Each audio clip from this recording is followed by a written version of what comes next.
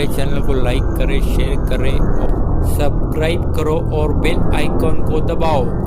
सर्वोच्च न्यायालय में साफ तौर कहा था कि किसी भी इस तरह की शिकायत पर डीजीपी को, सभी राज्यों के डीजीपी को आदेश दिए गए कि अगर इस पर किसी तरह का कोई एक्शन और कार्रवाई होगी तो उनके खिलाफ कंटेम्प्ट ऑफ कोर्ट की कार्रवाई कोर्ट के अनुसार। कोरोना काल में जबकि लॉकडाउन भी चल रहा है, कोविड के मरीज भी बहुत बढ़ रहे हैं, ऐसे समय में देश में पत्रकारों की स्थिति बहुत खराब हो रही है।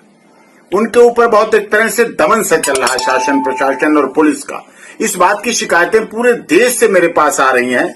अगर मैं चर्चा करूं आज की बात, तो आज जगदीश परमार जी जो उज्जैन के क्राइम रिपोर्टर हैं और उन्होंने से बात हुई मेरी, तो उन्होंने बताया कि राजेंद्र रावत जो कि पत्रकार है उज्जैन में माधवनगर पुलिस स्टेशन में, वहां के डॉक्टरों ने उनके खिलाफ एफआईआर करा दी, सरकारी काम में बाधा की।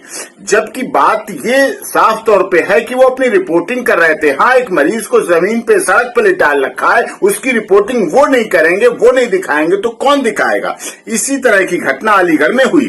प्रदीप शर्मा जी जो कि विवेकानंद कॉलेज में काउंटिंग की रिपोर्टिंग कर रहे थे कि किस तरह से पुलिस ने मास्क नहीं लगा रखे हैं, प्रयोग नहीं कर रखी है, तो वो प्रदीप शर्मा जी पत्रकार हैं, संपादक है शेष प्रश्न अखबार के अलीगढ़ में, तो उनके ऊपर भी मुकदमा दर्ज कर दिया गया वहां इसी बात का, और गिरफ्तार करके रखा गया लोधा पुलिस स्टेशन में।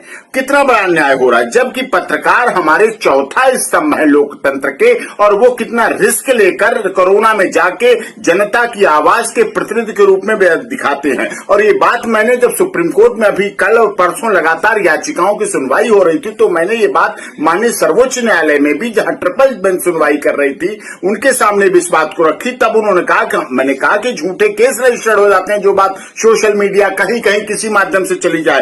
तो माननीय सर्वोच्च न्यायालय में साफ तौर कहा था कि किसी भी इस तरह की शिकायत पर डीजीपी को, सभी राज्यों के डीजीपी को आदेश दिए गए कि अगर इस पर किसी तरह का कोई एक्शन और कार्रवाई होगी तो उनके खिलाफ कंटेम्प्ट ऑफ कोर्ट की कार्रवाई कोर्ट के अनुसार मानी जाएगी।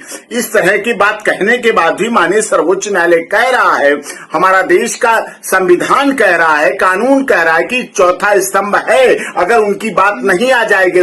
मीडिया तो सूर्य की तरह है, जब पहुंचेगी तो बुराइयां दूर होंगी, बीमारी दूर होगी, अपराध खत्म होंगे, वो चीज सामने रखते हैं। और इस तरह की ऐसी बात आने के बाद उनके ऊपर, चाहे उज्जैन की बात हो, माधवनगर की हो, चाहे अलीगढ़ थाने की बात हो, लोधा थाने की बात हो, प्रदीप शर्मा जी की बात हो, राजेंद्र रावत जी की बात हो, पत्रकारों पर इस तरह के केस रजिस्टर करना पूर्ण रूप से गलत है। और देश भर के पत्रकारों की इस बात की शिकायत है कि ऐसा नहीं होना चाहिए। सबको साथ देना चाहिए। दवाई कड़वी है लेकिन फिर भी आपको स्वीकार